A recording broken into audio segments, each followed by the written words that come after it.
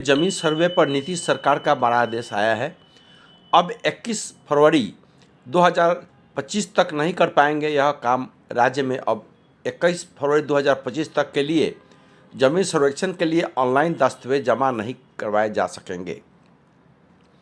Server में समस्या आने से ऑनलाइन दस्तावेज और वंशावली जमा करने की प्रक्रिया फिलहाल बंद हो गई है। जानकारी के अनुसार इस दौरान ऑनलाइन दस्तावेज और वंशावली जमा करने की सुविधा नहीं मिल पाएगी। इसका प्रमुख कारण सर्वर में आई तकनीकी समस्या बताई जा रही है। हालांकि यह भी बताया गया है कि इसके लिए ऑफलाइन जो व्यवस्था है, जो सर्वे शिविर है, अंचल में जो एक ऑफिस बना हुआ है स्पेशल सर्वे संबंधित, वहाँ पर ऑफलाइन प्रक्रिया से दस्तावेज जमा होती रहेगी और इस पर सरकार 21 के बाद फिर अपडेट जारी करेगी, उसका इंतज़ार रहेगा। बिहार में जमीन सर्वे को लेकर हाल ही में कुछ महत्वपूर्ण अपडेट्स आए हैं। बिहार सरकार ने राज्य में भूमि सर्वेक्षण की समय सीमा को 1 साल के लिए और बढ़ा दिया है, जो कि जुलाई 2026 तक कर दिया गया है। तो इस तरह से सर्वे की सीमा बढ़ गई है। बिहार सरकार ने भूमि सर्वेक्षण पूरा करने की समय सीमा 1 वर्ष के लिए बढ़ा दी है, ताकि भूमि धारकों को बिना किसी असुविधा के अपने रिकॉर्ड्स और दस्तावेज सही करने के लिए पर्याप्त समय मिल सके। अब सर्वे की अवधि जुलाई 2026 तक बढ़ा दी गई है। पहले यह जुलाई 2025 तक थी। विशेष सर्वेक्षण 2020 में शुरू हुआ था और दिसंबर 2023 तक पूरा होने की उम्मीद थी, लेकिन इसमें बहुत प्रगति नहीं हो पाई है। इसे 2022 में शुरू किया गया, लेकिन धीमी गति और जटिलताओं के कारण इसे कई बार बढ़ाया गया है। 2024 से इसमें कुछ तेज़ी आई थी, लेकिन फिर ये तेज़ी धीरे धीरे रुक गई है।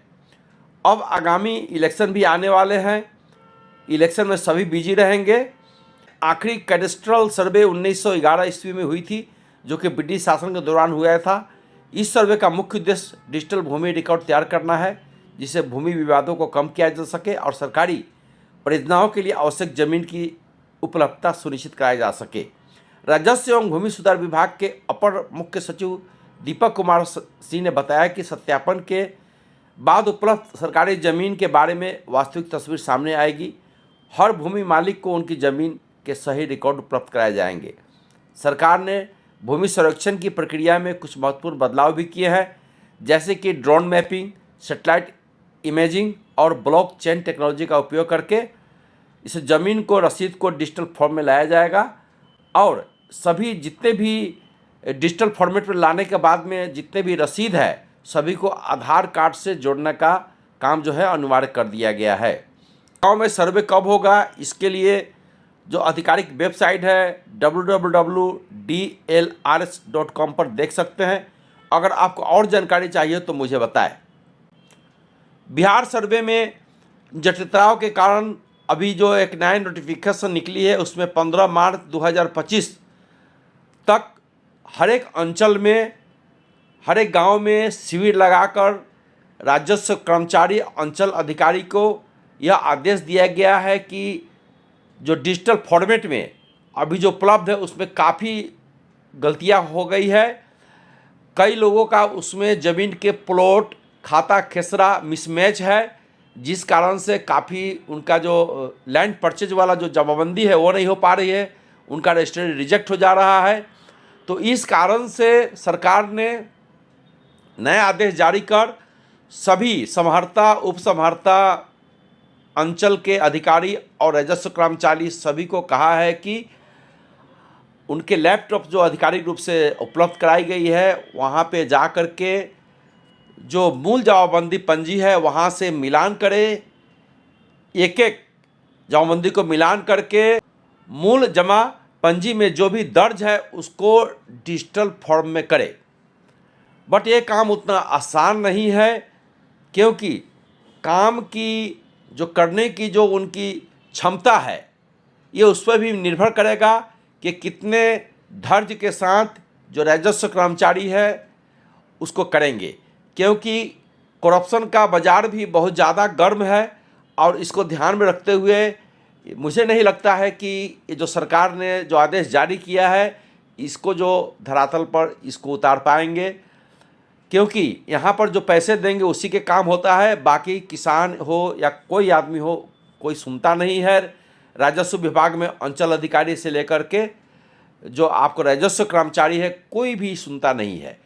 इस कारण से ये जो सरकार ने कहा है कि 15 मार्च 2025 तक हर एक क्षेत्र में जो राजस्व कर्मचारी के पास जितना एरिया है, उनके जो मूल दस्तावेज है, जो हार्ड कॉपी में जमाबंदी लिखी जाती है, वहाँ से उसको डिजिटल फॉर्म से चेक करके वहाँ पर सबको अपडेट करें।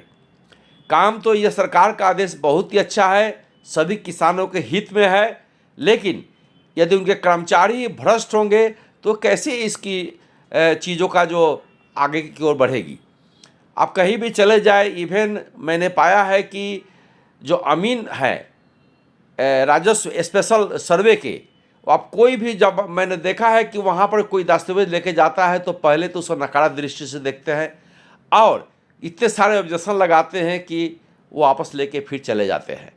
उसमें कई तरह की सरकार का जो, जैसे कि स्वघोषणा देना है वंशावली का, स्वघोषित, अब उनके पास ज़मीन का कोई कागजात नहीं भी हो, फिर भी उनको स्वघोषणा में जो ज़मीन उनके पास है अधिकार में, उसका भी उनको देना है लिख करके। स्वघोषणा प्रपत्र 2 में वंशावली को 3(1) में देना है, लेकिन वहाँ ले जाने के बाद में तरह तरह के डॉक्यूमेंट का सर्च किया जाता है और कहा जाता है कि आपका अधूरा डॉक्यूमेंट्स है, आप इसको वापस लेके जाइए, करेक्ट करके आइए। तो बेचारे किसान जो है, जो भूधारक है, कहाँ से करेक्ट कर पाएंगे। जो भूधारक है उस चीज़ को कहाँ से करेक्ट कर पाएंगे, कहाँ से वो ज़मीन का दस्तावेज लेकर के आएंगे। उन्हें तो स्वघोषणा देना है सरकार की तरफ से, उनके पास कोई दस्तावेज नहीं है तो भी अपनी स्वघोषणा के थ्रू से ज़मीन का विवरण देना है। लेकिन जो सर्वे में बैठे कर्मचारी लोग हैं वो इसको नहीं लेते हैं, या तो जानबूझ के करते हैं, या जो ट्रेंड अमीन है वो इसको पैसे उसे लेने के लिए इस तरह से पॉइंट उजागर करते हैं कि आदमी परेशान होकर के उसको पैसे दे। तो इस तरह से अगर जो सर्वे के स्टाफ्स है, जो कर्मचारी है राजस्व विभाग के, अगर सहयोग नहीं करेंगे पब्लिक का, तो इसमें सर्वे कैसे इसको संपन्न हो पाएगी। अब देखना है कि सरकार क्या इसमें नया चीज़ करती है कि ये लोग सुधर जाए और हमारे किसानों का भला हो। Thank you very much. हम दूसरे वीडियो में फिर से मिलते हैं। हेयर इंजीनियर हरी।